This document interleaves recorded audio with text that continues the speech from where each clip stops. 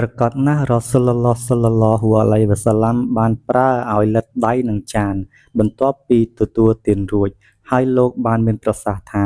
ពួកអ្នកពិតជាមិនដឹងថាតើបរិក្ខាតស្ថិតនៅលើអាហារណាមួយនោះទេ នៅក្នុងសេចក្តីរាយការណ៍មួយទៀតរបស់គាត់ដែលថា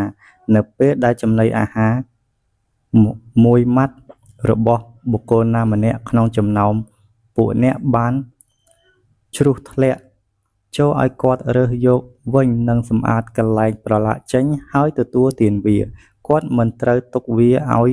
សៃតានបិសាចឡើយ គាត់ក៏មិនត្រូវជូតនឹងកន្សែងដៃដែរ លុះត្រាតែគាត់បានលិទ្ធវាសិន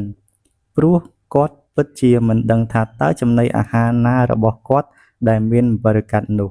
នៅក្នុងសេចក្តីរាយការណ៍មួយទៀតរបស់គាត់ដែលថា សៃតានបិសាចពិតជាមានវត្តមានជាមួយពួកអ្នកនៅគ្រប់កាលៈទេសៈទាំងអស់ សូម្បីតែពេលទទួលទានអាហារក៏ដោយ ហេតុនេះនៅពេលដែលចំណីអាហារមួយម៉ាត់របស់ពួកអ្នកបានជ្រុះធ្លាក់ចូលឲ្យគាត់សម្អាតកន្លែងកខ្វក់ចេញហើយទទួលទានវាវិញ គាត់មិនត្រូវទុកឲ្យសៃតានបិសាចឡើយ